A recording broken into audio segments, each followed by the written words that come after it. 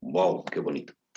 Bueno, buenas noches. Vamos a empezar. Perdón la tardanza, pero es que tenía clase y se me olvidó avisarles a ustedes cuando les mandé el, el enlace que cuando les dije que ya nos íbamos a conectar.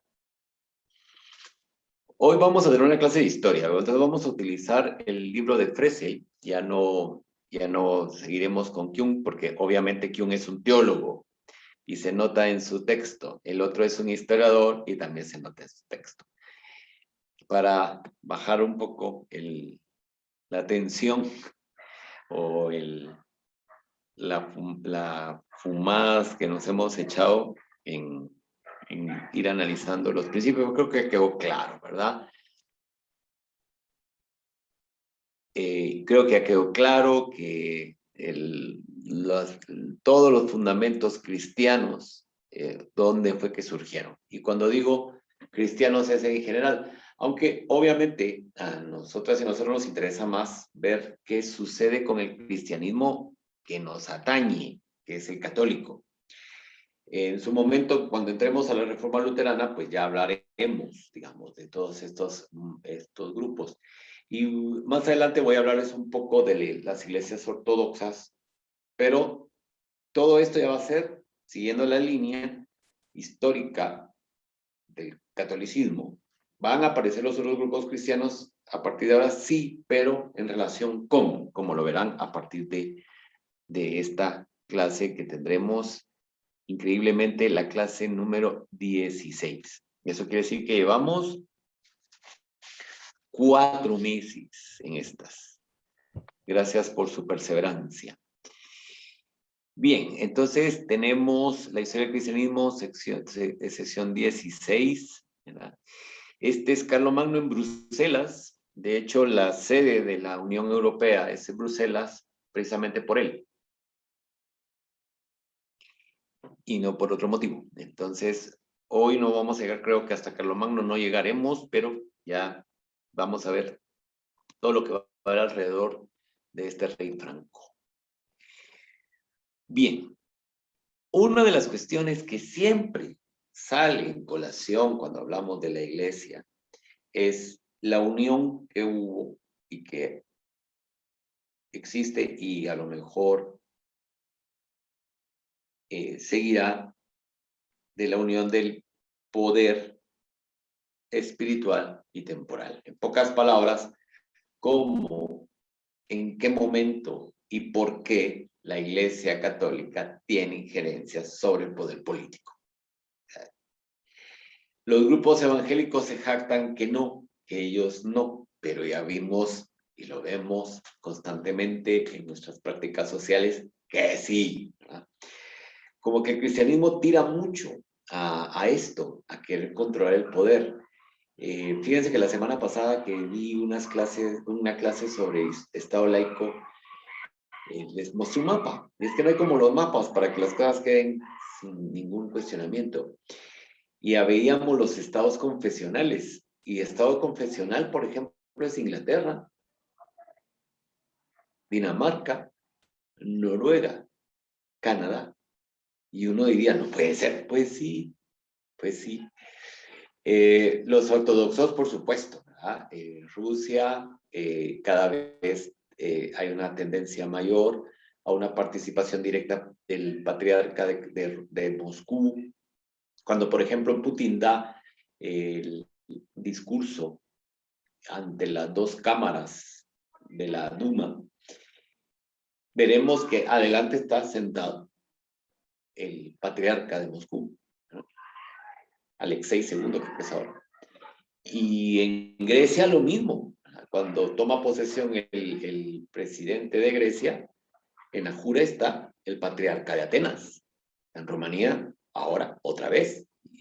Y en Hungría veremos al cardenal arzobispo de Esztergom, que es la sede primada de los magiares.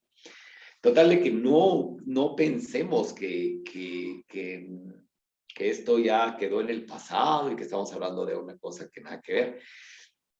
En América Latina más de lo mismo, no solo a los arzobispos, sino también a los pastores. En el caso de Guatemala lo estamos viendo. Pero esto tiene un origen, esto tiene un momento histórico que podemos decir, aquí empieza esto.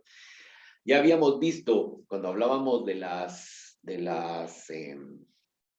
los paradigmas que nos planteaba Kuhn, veíamos cómo en el paradigma veteroeclesial hubo unos intentos. De hecho, Teodosio, cuando declara el cristianismo como religión oficial del Estado, prácticamente lo que estaba buscando era un control, que ya lo había iniciado Constantino, del emperador sobre la iglesia, heredado del control que los emperadores romanos tenían sobre la religión o las religiones del imperio.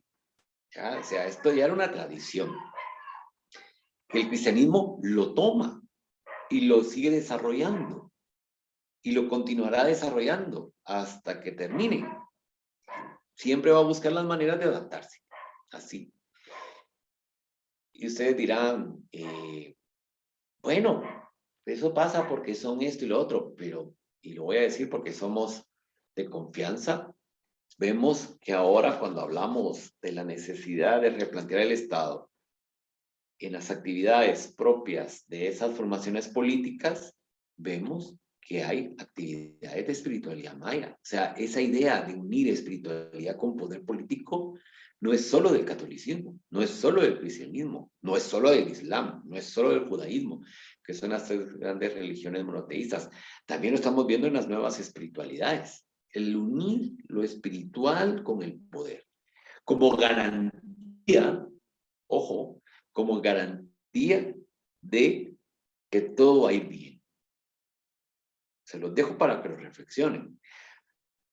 Porque mucho están hablando de Estado laico, y resulta que estamos en prácticas que están totalmente ajenas al Estado laico.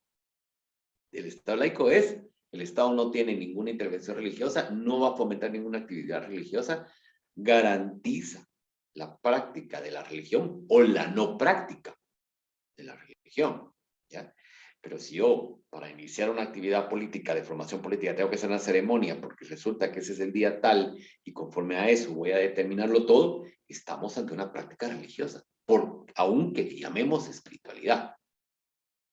Miren la República Popular China, ¿dónde da sus discursos Xi Jinping ahora? En el centro neurálgico del confucianismo en China. O sea, no nos asustemos, no nos sorprendamos.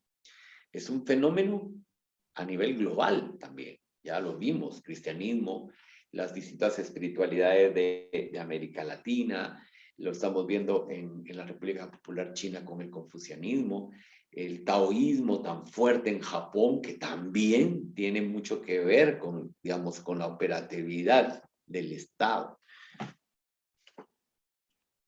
El Estado laico no tiene que tener ni religión ni espiritualidad, tal como lo dice aquí Alejandro del Águila. No lo tiene que tener ninguno. Ahora, sus componentes, los que están al frente, lo pueden hacer. ¿Pueden tener una práctica espiritual o religiosa? Sí.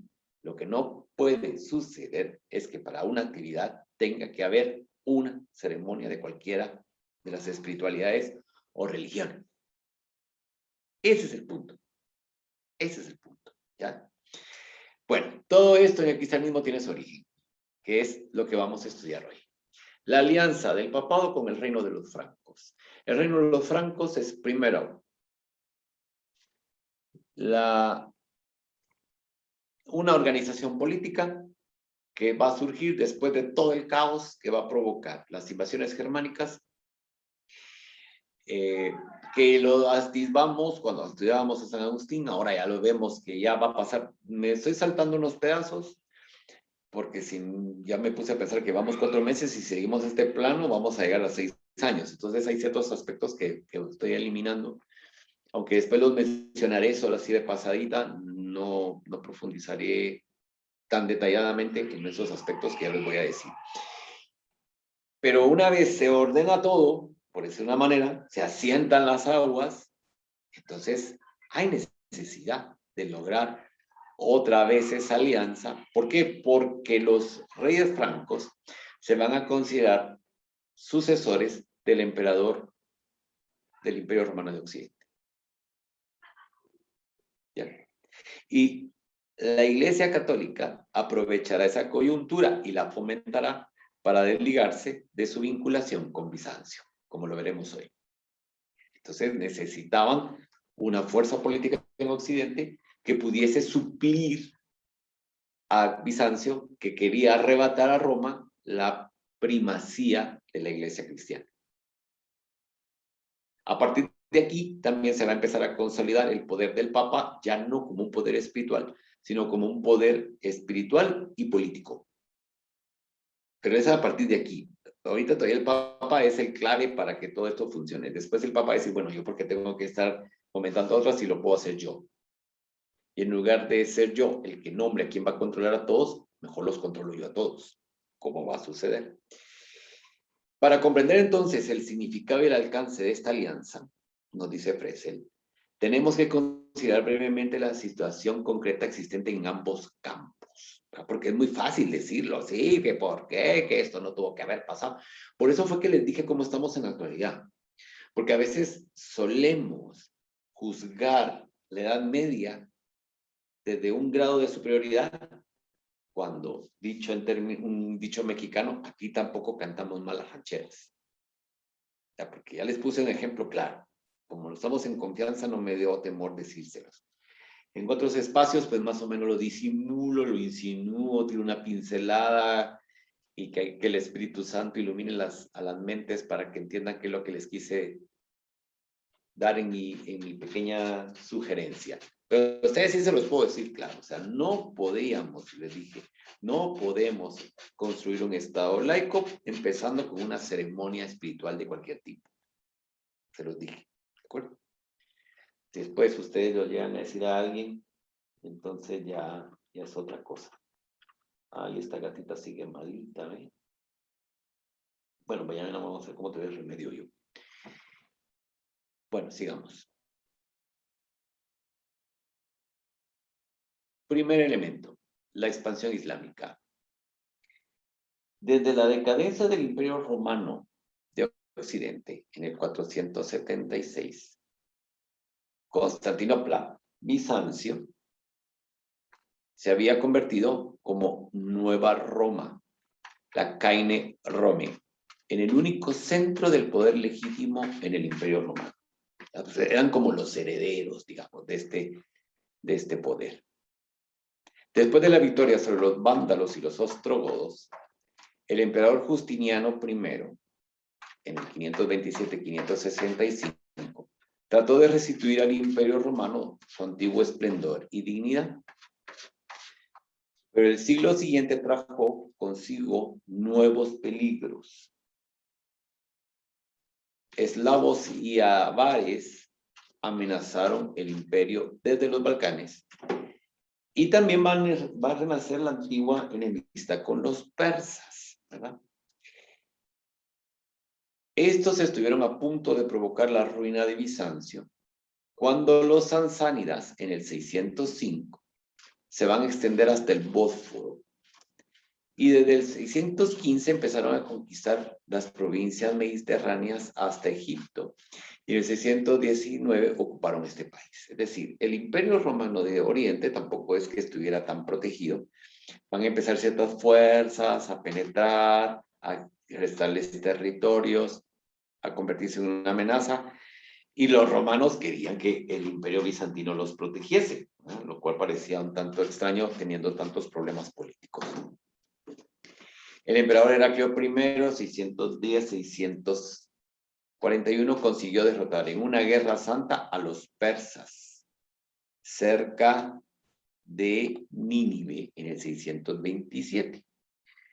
Y en aquella época, esto es un dato muy bonito, porque en aquella época les va a arrebatar la Santa Cruz de Cristo que ellos habían robado de Jerusalén.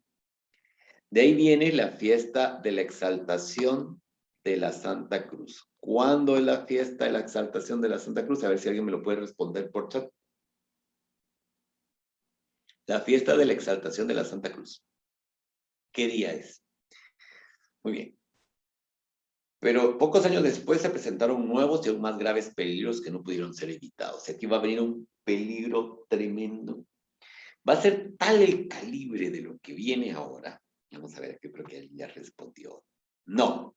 El 3 de mayo es la invención de la Santa Cruz, que es el día que se celebra que Santa Elena, mamá de Constantino, la encontró. No, Viernes Santo no. No, Viernes Santo no es la exaltación de la Santa Cruz. A ver qué día es.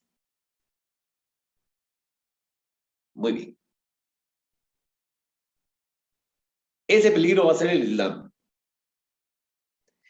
Y empieza en el 622 y va a ser frenado en otra fecha importante que ya vamos a ver. Bueno, ya vamos a vivir esa fiesta que nos quedan unos días. Solo quiero verificar el año para no tirarme al agua. Uno, en cuanto más viejo se vuelve, se convierte más humilde. Entonces, antes de decir una fecha, mejor la pregunto. Sí, en el año 1571 se va a frenar esto. Esa expansión islámica. 14 de septiembre. Muy bien, Elizabeth. 14 de septiembre. 14 de septiembre. Muy bien, Jorge y Javier también, que contestaron 14 de septiembre. Muy bien. En 1571 va a haber una batalla que va a frenar la expansión islámica. ¿Qué día es y qué fiesta estamos a punto de vivir en conmemoración de ese día? Bueno, hoy vine en pregunto, desde que a ver si alguien lo puede decir en el chat, que estuvo bonito. Bien, entonces vamos a ver que esa gran amenaza va a ser el Islam. Aquí podemos ver un mapa de la expansión islámica. Tenemos las conquistas bajo el califato ortodoxo del 631 al 61, que es lo amarillo. Vamos a ver.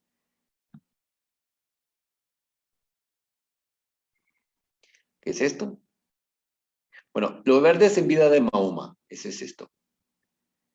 Que va a ser del año, más bien, es del 622 al 632. Aquí pone 1571, que fue cuando empezó a tener las revelaciones y tal. Y luego tenemos la expansión bajo el califato Omeya, que es esto que está aquí en lila. Y luego aquí es cuando vemos que llegan a la península ibérica, que es con los omeyas. Acabamos de tener un curso sobre el Al-Ándalus y por tanto hay algunos que participaron también de él y están duchos en este tema. Así de que no voy a profundizar en cuanto a qué pasó cuando llegaron al Al-Ándalus. El Islam y los árabes van a penetrar decididamente en el área mediterránea. Con esto se va a romper todo. A ver, San Agustín, que es del siglo V, y el Mediterráneo seguía siendo el centro del comercio del mundo conocido de aquella época. Digamos, el comercio de un modo de producción esclavista de aquella época. Pero con lo que vamos a empezar a ver, ese mundo de comercio mediterráneo desaparece. De hecho, cuando hablamos del oscurantismo en la Edad Media, que no hubo comercio, que pasamos en la Edad Media a ver una economía de agrícola no comercial, es por esto. Precisamente es por esto. ¿Por qué? Porque todo el norte de la África está controlado y la península ibérica, que es la entrada al Mediterráneo o salida del Mediterráneo, está controlada por los musulmanes, por el Islam. Y por tanto, prácticamente tienen cooptado todo el comercio. ¿Ya? A eso se debe. Van a destruir la unidad de la antigua cultura helenístico-romana y su invasión tuvo repercusiones insospechadas en la política y la cultura. O sea, esto va a ser tremendo. El Mediterráneo, que desde hacía milenios constituye el elemento unificador de los pueblos que lo rodeaban, se va a convertir como consecuencia de las conquistas árabes en el Oriente Próximo, que es esto, Oriente Próximo, y el norte del África, que es esto, en una barrera divisoria entre el mundo islámico por un lado y el mundo cristiano occidental por otro. A Bizancio le correspondió la tarea de ser el puesto avanzado de la fe cristiana y de proteger a Europa en Oriente de las invasiones del Islam. Constantinopla va a hacer esto. O sea, el imperio bizantino que había sido todo esto queda reducido a casi solo la mitad de la península de Anatolia. Posteriormente, cuando los turcos otomanos conquisten la península, solo va a quedar Constantinopla hasta que caiga en el 1452. Y entonces ya veremos la expansión hacia acá. Van a haber dos momentos memorables. Y uno es cuando Soleimán es frenado en las puertas de Viena, en los tiempos de Carlos V, en el inicio del, bueno, avanzado el siglo, en el inicio del siglo XVI. Y luego, cuando veamos que Felipe II y su hermano Juan de Austria frenen. Permítanme porque aquí pasó algo. Permítanme.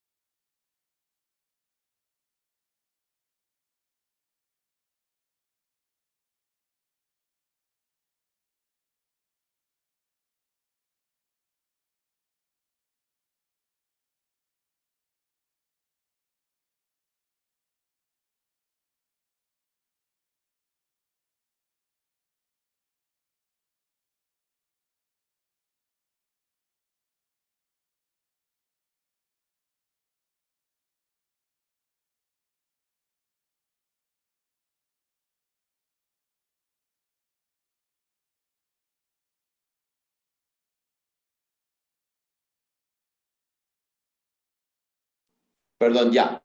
Sigamos, pues. Entonces, en este modo, por tanto, Bizancio se va a encontrar cada vez más en medio de ambos frentes, tanto del musulmán como de todos los pueblos que se están desarrollando aquí.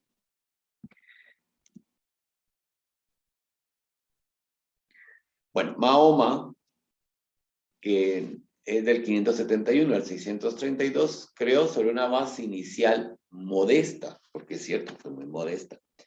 Aquí tenemos al lado derecho un cuadro posterior cuando tiene las revelaciones, Mahoma. Un movimiento religioso político entre los árabes que adquirió una inmensa fuerza. Nacido en la Meca es fundamental como centro neurálgico de la península arábiga. Porque en la Meca hay algo que llamó la atención desde tiempos prehistóricos, cuando empezaron a darse los primeros habitantes en esa región. Y es una piedra, que es negra, ¿ya? Es un meteorito, es una piedra de meteorito. Ustedes imagínense aquella inmensidad de arena y todo, que aparezca una roca de esas características, les llamó la atención. Entonces se convirtió en un punto referente para que pudieran llegar las caravanas para dirimir los problemas entre las tribus. La Meca fue, pues, muy importante. Nació en la Meca, a los 6 años queda huérfano de padre y madre y fue criado por su tío. ¿Verdad? Se casa a los 25 años con la viuda de un rico comerciante y conoció en sus viajes de negocios en Sierra y en Arabia las diferentes confesiones religiosas. Va a conocer el judaísmo, el cristianismo. El Islam es más similar al judaísmo que el cristianismo. Y nunca van a escuchar ustedes la expresión judeo-islámica. ¿Ya? Los musulmanes no comen carne de cerdo, no beben vino, ¿ya? Permiten la usura. Los judíos igual, ¿de acuerdo?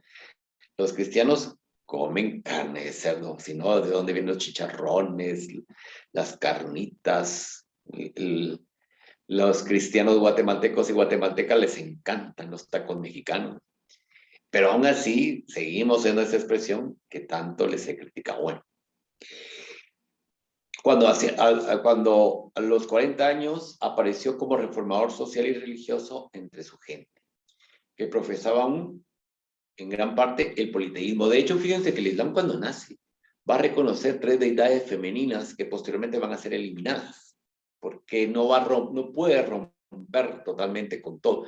Y poco a poco empieza a imponer el monoteísmo por medio de lo que va a denominar la yihad, la guerra santa. Eso es lo que... Yihad tiene 2 acepciones. Por un lado es la guerra interior para ser sumiso ante Alá y la guerra exterior para la expansión de la fe, que es lo que se denomina la guerra santa.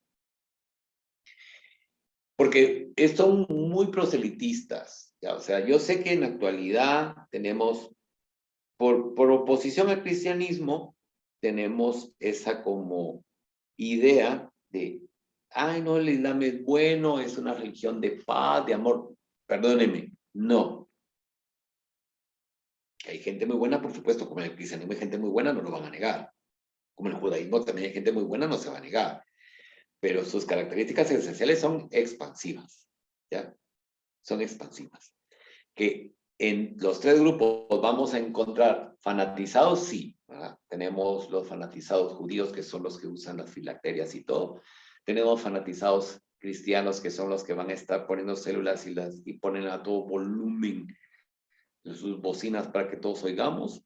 Y existen fanatizados musulmanes que no hacen ninguna de las otras 2, sino que agarran las armas, agarran las bombas, porque quieren convertir a los infieles, ¿verdad? Que son hijos de Satanás. Tenemos que hablar las cosas con claridad. Bien, Mahoma había desarrollado un ideario religioso que comprendía y mezclaba en igual medida ideas árabes antiguas, judías, cristianas y gnósticas. El uso del velo en las mujeres es preislámico. Y lo va a tomar. ¿Ya? ¿De acuerdo? La poligamia es una práctica preislámica. Si no, ya tenemos los ejemplos en el Antiguo Testamento de poligamia. Mahoma lo toma. ¿Sí? ¿Cuáles ideas cristianas va a tomar?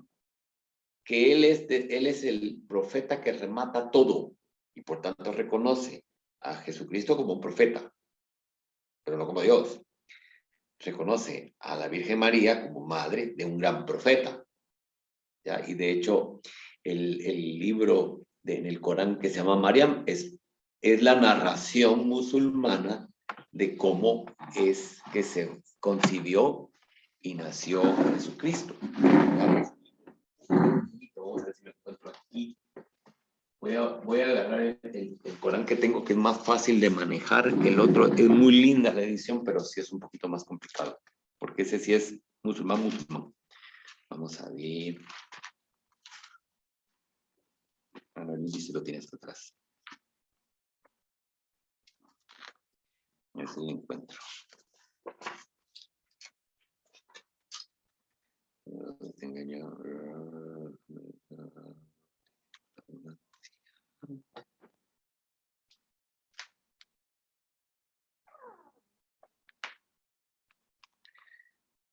Bueno, ya sé que no lo voy a encontrar, pero cuando uno busca algo, no aparece.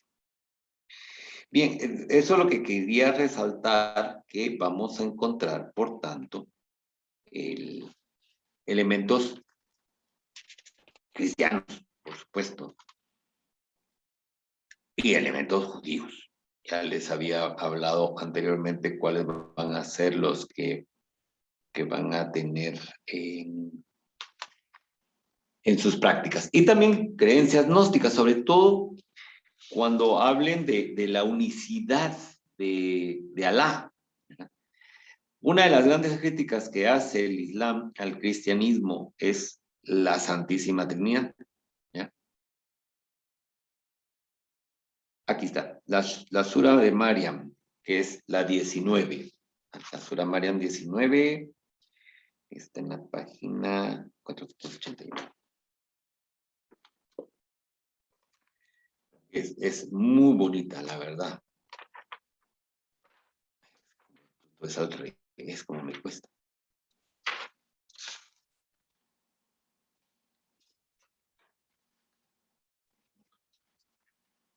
Y aquí está. Sí, es como que ustedes están leyendo el nacimiento de Jesús, solo que en Islam. ¿Ya? Porque empiezan con Zacarías, le habla que él es su mujer es estéril, que va a tener un hijo, y su nombre será Yaya, que es Juan, ¿ya? Y que nadie antes de él había recibido ese nombre. Y dijo, Señor, ¿y cómo tendré un hijo siendo mi mujer estéril y habiendo llegado yo a causa de mi edad a la decrepitud? Y entonces dice, y así lo ha dicho tu Señor, esto es simple para mí, igual que una vez te creé y no eras nada. Y bueno, y ahí sigue, lo mismo, ¿verdad? Bueno, y aquí está cuando llega el Espíritu Santo, si lo pueden leer ahí, es muy bonito. Creo que hay algo en el chat, vamos a ver qué caótica está haciendo la casa. Ellos, los gnósticos sobre todo, son de Oriente, de Oriente Próximo, Elizabeth, por eso es que ahí estaban en su territorio, digamos, en su terreno. El contenido esencial de su religión era un rígido monoteísmo. Como profeta de Alá, Mahoma predicó la sumisión a la voluntad de Dios, Islam, ¿ya? Islam. Y anunció a los muslimes piadosos, temerosos, la recompensa del paraíso en el más allá. Las doctrinas sencillas y claras que Mahoma declaraba haber recibido de visiones celestes y que comprendían además el monoteísmo, la idea de la predestinación de todas las acciones y los destinos humanos por obra de Dios, Kismet, y la idea del pago por las obras buenas y malas en el día de juicio fueron muy gratas para la imaginación de los orientales. Por las descripciones sensuales de la vida en el paraíso después de la muerte para los creyentes y por sus ritos religiosos. Va a tomar muchos ritos que ya existían en la región. Las abluciones, la oración cotidiana 5 veces al día, ayuno en el mes de Ramadán, la peregrinación a la Meca. Insisto, la Meca era un centro y entonces ya se volvió obligatorio ir. Debido a las tensiones sociales y religiosas, Mahoma tuvo que huir primero de la Meca, que es ese hecho, cuando lo obligan a huir de la Meca, es el que marca el inicio de la era musulmana que se denomina Égira, que es la huida, y esto sucede en el 622 después de Cristo, de la era cristiana. 622, la Égira es el año 0, ahí empieza la era musulmana.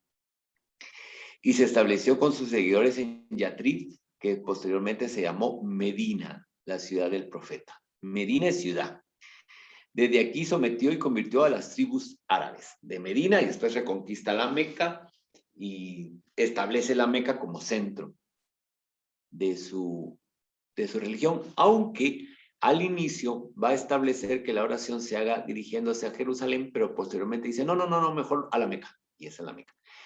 En la parte derecha ustedes pueden ver aquí la Kaaba, que es donde está adentro la piedra, antes descrita, ¿ya? Y aquí pueden ver ustedes, pues, escritos en árabe con frases del Corán, ¿ya? Shura del Corán, que están aquí, y esto lo van a estar cambiando constantemente. Esta es una foto del momento de la peregrinación anual, que es el Hajj. El Hajj lo tienen que hacer todas y todos una vez al año, no, una vez en su vida. Una vez ustedes hacen ese Hajj, su nombre le van a incorporar el término peregrino, que dirá ya hizo la peregrinación a la Meca.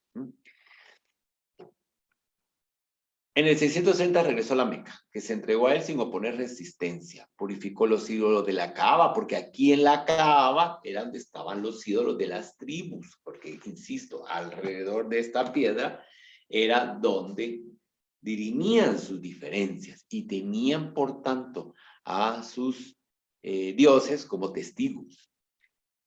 Y fundó una nueva religión nacional árabe, de modo que pronto dominó toda Arabia. La muerte precoz de Mahoma, que va a ser en el 632, amenazó con arruinar su obra, pero su primer sucesor, los sucesores del profeta son los califas, que es Abu Bakr, 632-634, consiguió unir a todas las tribus enfrentadas y guiar su deseo de lucha y botín hacia los países vecinos. El choque con los grandes imperios limítrofes de Persia y Bizancio inauguró la época vigorosa de la expansión árabe. El califa Omar, en el 634-644, fue el fundador del Imperio Mundial Árabe. Con Omar es cuando empieza ya la expansión fuera del ámbito de la península arábiga. En el 635, Omar conquista Damasco y derrotó a los persas sasánidas. En el 637, Jerusalén cayó en sus manos. A ver, según la tradición musulmana,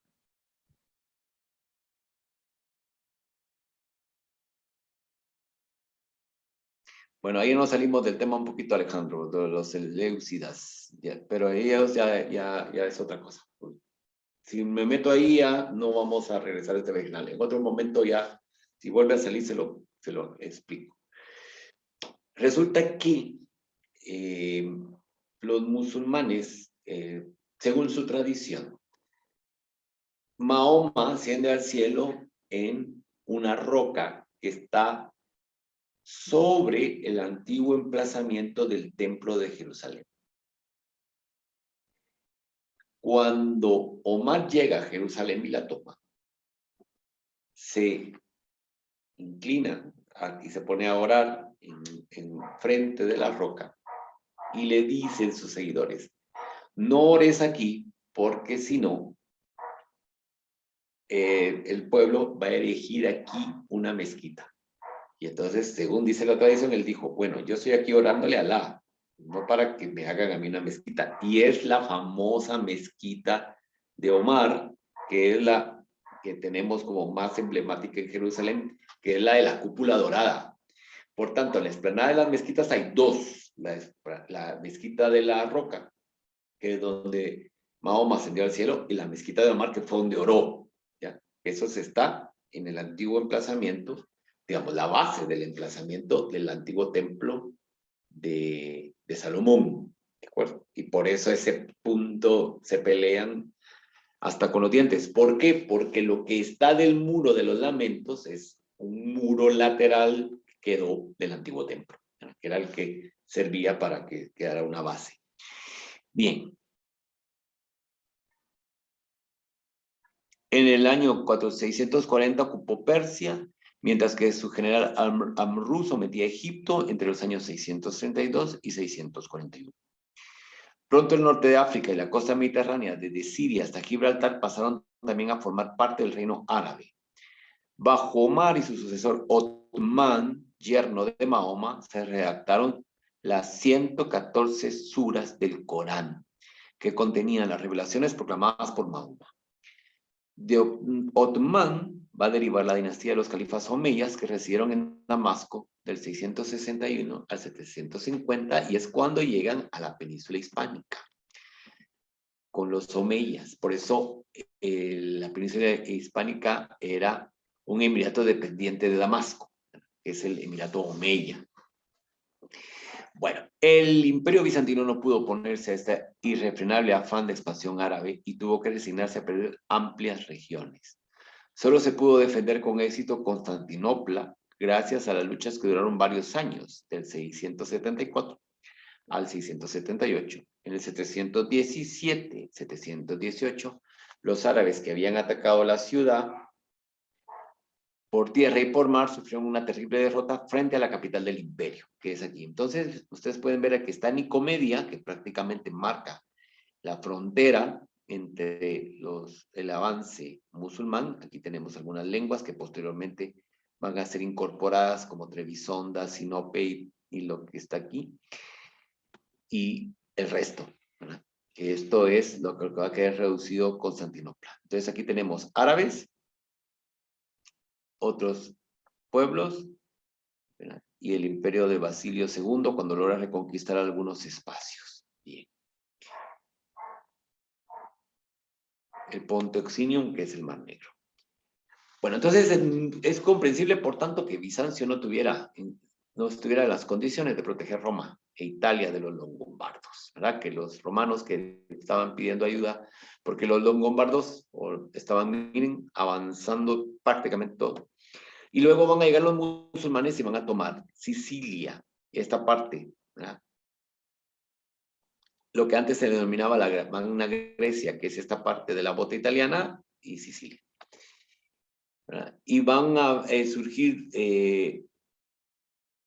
vamos a ver que los romanos están pidiendo que Bizancio les proteja, el ducado romano, y Rávena, que es el cercado de Rávena, con la sede procónsul del Bizancio. Entonces, cuando en el 592, 593, los longobardos sitúan Roma, la ciudad no pudo esperar ninguna ayuda de Bizancio y por tanto, también, ¿no? Por supuesto, los van a tomar. Los van a tomar. ¿Qué va a suceder? El Papa Gregorio I, en el 500, que gobernó del 590 al 604, como hiciera en su día León I con los hunos y con los vándalos, se enfrentó a los longobardos y consiguió que levantaran el asedio y se retiraran de la ciudad. Y pronto, con la ayuda de la reina católica Teodolinda, pudo convertir a los longobardos a la fe católica. Gregorio va a ser el primer papa que se interesó muy especialmente por los germanos. Entonces los convierte a católicos y van avanzando.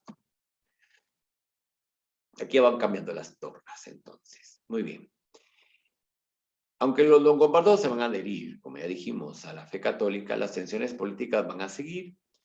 Cuando el rey Liutprando del 702 al 714 reanuda la antigua política de conquista y trató de someter toda Italia, el imperio de Oriente estaba sacudido interior y exteriormente por las más duras crisis, ya lo veíamos, ¿verdad? Con estos avances islámicos que pues estaban a sus puertas.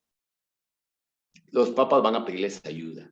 Bizancio no puede, es imposible. Entonces, el papa, Gregorio III, se dirige por primera vez al mayordomo franco Carlos Martel. Y aquí empieza todo.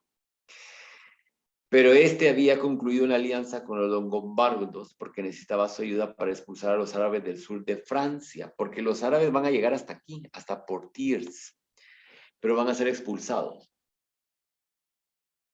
Además, la unión anudada por Winfrido Bonifacio entre Roma y el reino de los francos no había empezado aún a surtir efecto. Carlos negó su ayuda al pontífice. Al papa Zacarías no le quedó más remedio que concluir la paz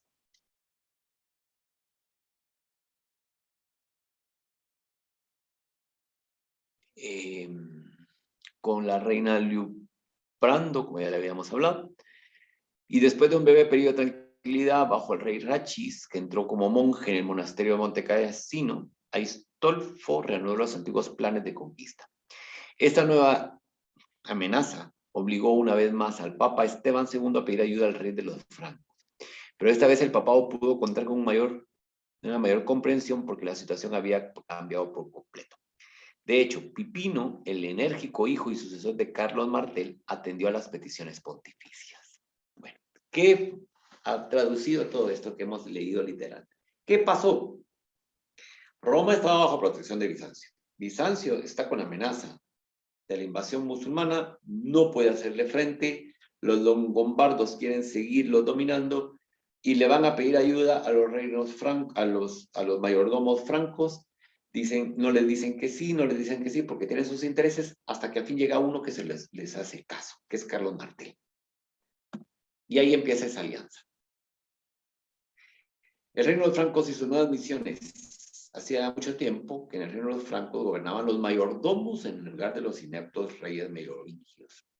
No obstante, en el 743 fue entronizado Childiregui, Childérico III, último rey merovingio, cuya figura había pasado por completo a un segundo plano, desplazada por la personalidad de Carlos Martel, que es el mayordomo, que había conseguido en el 732 aniquilar en Tours y Poitiers y los árabes, y los había extendido su autoridad de mayordomo hasta convertirse en el soberano indiscutido de todos los reinos francos. Batalla de Poitiers, aquí está, esto es Poitiers, miren todo lo que habían avanzado los musulmanes en Francia. Tours, que está aquí. Entonces, esto lo logran expulsar de tal manera que cuando los musulmanes llegan a esta región que es, ¿cómo se llama ese pueblo? Montpellier. Entonces lo logran expulsar, van a establecer que la península, que los Pirineos son la frontera del mundo civilizado. Y aquí van a establecer una especie de tapón que se va a denominar la marca hispánica. Por tanto, el desarrollo de esta región va a ser totalmente distinto a todo esto, porque para todo el occidente, el mundo cristiano terminaba aquí. Poco a poco vamos a ir viendo que esto va cambiando. Aun cuando no había sido coronado, Carlos Martillo, que había salvado a Europa del Islam, era el verdadero rey de Occidente. De hecho, había detenido definitivamente la marcha triunfal de los seguidores de Mahoma, que en el 701 habían penetrado en España por Gibraltar, que es aquí. Habían destruido el reino de los visigodos, cuya capital era Toledo, en un corto espacio de tiempo, y habían conquistado ya el sur de Francia. Vamos a ver, los musulmanes entran en el 711 y en el 721 ya están aquí. En el 722 en Covadonga, que es en esta región, empieza a darse lo que es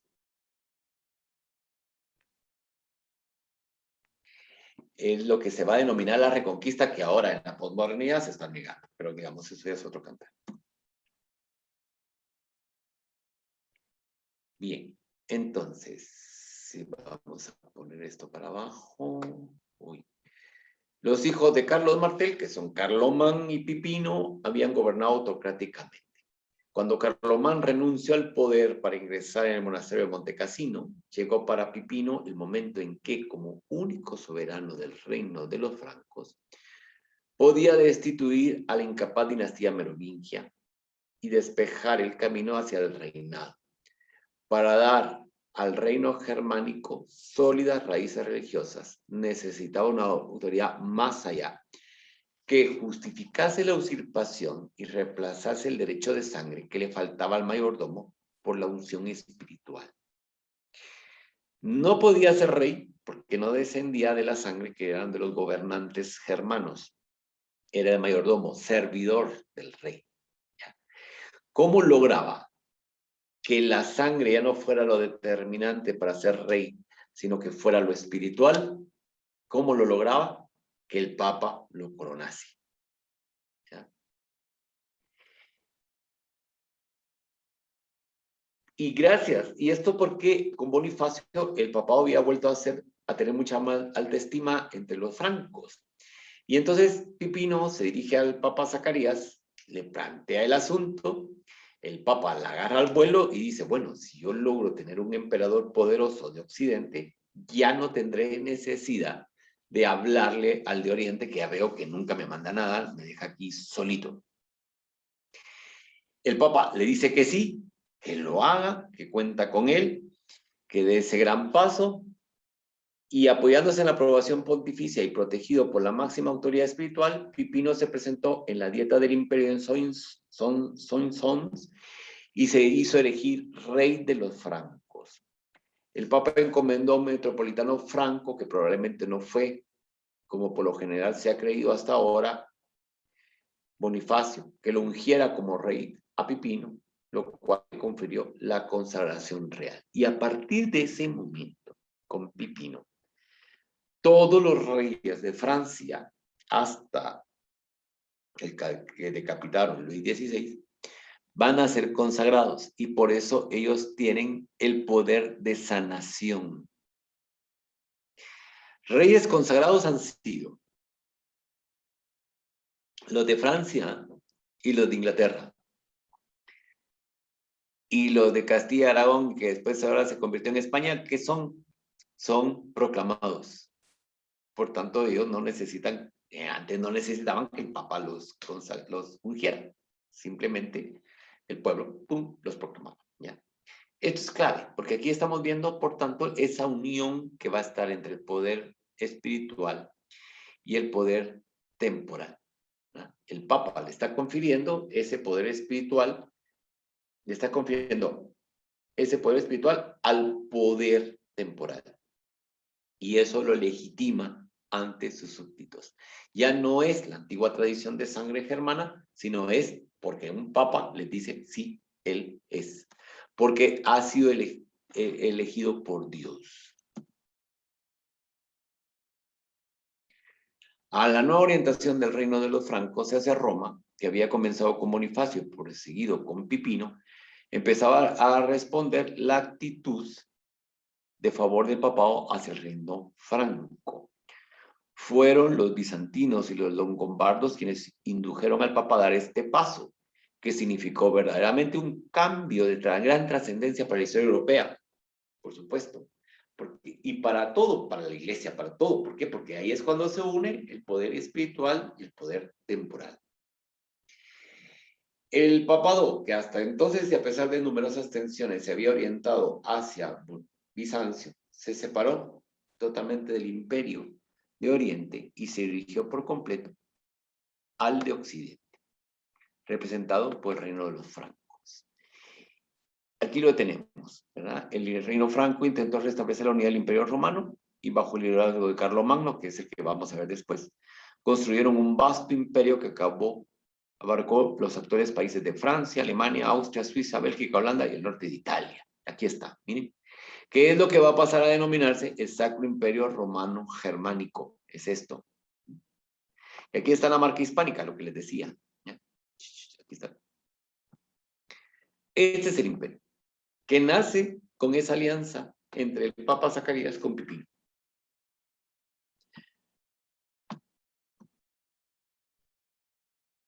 Y pasamos al último punto de la noche. A ver, a partir de aquí vamos a ver que el Papa tiene primero esa potestad de declarar a un rey, que es rey, pero también va a tener la potestad de poderlo destituir. Si lo declara en interdicto, cualquier cristiano está con derecho de poderlo eliminar. Bueno, el Papa lo hizo. Entonces viene la pregunta que se van a empezar a hacer muchos y decir, bueno, ¿quién le confiere esa autoridad? Vamos a ver, en la parte espiritual puede decir de todo, nosotros le haremos caso. Pero ¿quién le va a conferir o dónde está o dónde fundamenta el poder temporal? Porque eso es lo que vimos ahorita. El Papa asume el poder temporal y dice, sí, vos sos el rey y te consagro, tas. Va a pasar algo que en esa época, probablemente en los años 750 y 760, que va a surgir un documento falso, que es lo que se denominó la donación de Constantino, que se denomina la donación de Constantino o el falso Isidoro, que también va a ser otro de los nombres, pseudo Isidoro, que va a ser otro de los nombres que va a adquirir. ¿Qué es ese documento? Bueno, si me oyen la voz de lejos es que estoy buscando un libro donde hablamos de eso. Yo no, pues, pero el libro, sí, pero no lo encuentro, ya lo buscaré. Es una falsificación de principios de la Edad Media en la forma de un documento según la cual Constantino el Grande habría concedido al Papa Silvestre, que gobernó del 314 al 335 y a la sede romana, el señorío sobre toda la mitad del imperio occidental. Cuando en el año 330 trasladó su residencia a Roma, Bizancio. Entonces, como se va a Bizancio, le dice al Papa, bueno, entonces a partir de ahora toda la autoridad estudia en toda la parte occidental. En la base de este documento está la antigua leyenda de Silvestre, que se remonta al siglo V, un relato fantástico, una pura invención, donde se narra que el emperador Constantino, leproso y después milagrosamente curado por el Papa, había concedido a la sede romana, en señal de gratitud, el señorío sobre Roma y sobre todos los países occidentales. Si en la base de esta leyenda silvestre se encontraba ya probablemente la tendencia a proteger al papado de la tutela del Imperio Bizantino y a asegurarle una autonomía eclesiástica y política en Occidente, después de la caída del Imperio y los enfrentamientos con Oriente, se puede reconocer el deseo de asignar al papado en Italia la dirección política en la sucesión del Imperio Romano, que ya correspondía de facto desde hacía mucho tiempo y que le había reconocido las poblaciones nativas. La falsificación debía dar un fundamento histórico y jurídico a estas pretensiones, sobre todo en un momento en que parecía oportuno rechazar los derechos del Imperio bizantino sobre Rávena, Roma e Italia. Esto que acabamos de ver aquí es fundamental para entender la expansión castellana en América y la posterior invasión. Sin esto, sin que manejemos esto al dedillo, el documento que acabamos de decir, y el derecho sobre islas, todo queda en un arranque que no termino de entender de dónde están partiendo. Cuando analizamos las bulas interchéteras 1 y 2, 1, que son del 3 y el 4 de mayo de 1493, uno es de donación y el otro es de la partición, y vemos lo que dicen ambas bulas, están haciendo referencia a este documento que todavía, aún siendo falso, tenía validez del siglo XV. Estamos, por tanto, como en el siglo VIII están formulando este documento porque es necesario que jurídicamente exista un texto donde ustedes digan, sí, aquí está, mira, es cierto. Y aún se está aplicando en el 1493, cuando se haga la partición del mundo en dos entre Portugal y Castilla, que ese es el que refiere el Interchetera 1, y el Interchetera 2 se refiere a la donación. El Papa dona América, lo que hoy llamamos América, a los reyes castellanos. ¿Por qué? Porque se está fundamentando en esto. Y como está en Occidente, y también por este documento es que, porque claro, aquí estamos viendo que está surgiendo, pero va a desarrollarse una jurisprudencia sobre lo que está contenido en ese documento. Entonces viene el derecho de ínsulas, el ínsula iurie, y eso es, bueno, las islas, ¿qué pasa? Pues esas islas le pertenecen al Papa por derecho. ¿Qué supone esto? Supone lo siguiente. La península escandinava, para el momento de aplicación de esta teoría, eran consideradas islas. Inglaterra, Gran Bretaña, Irlanda son islas. Esos territorios le pertenecen al Papa.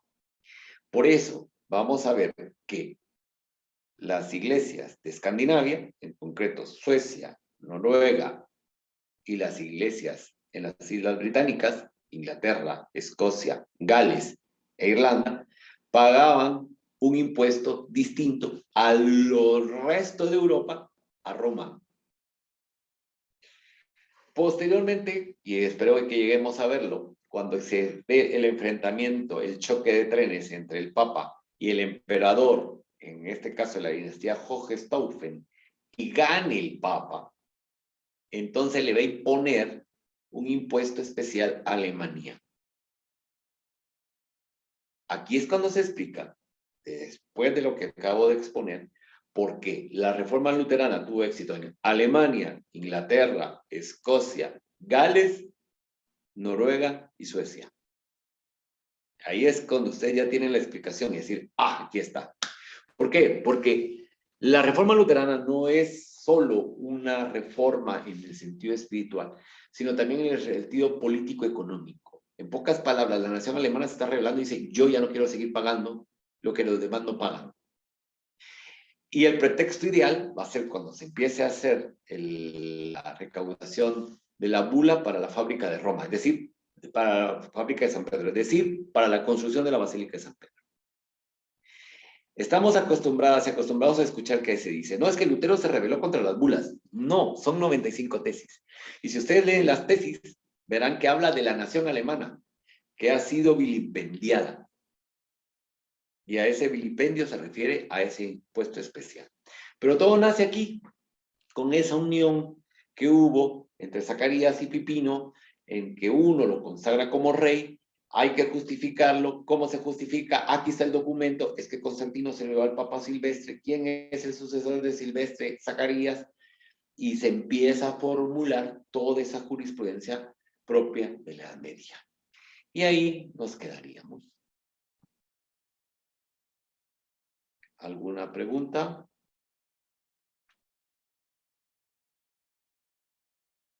¿Alguna duda? ¿Comentario que quieran hacer?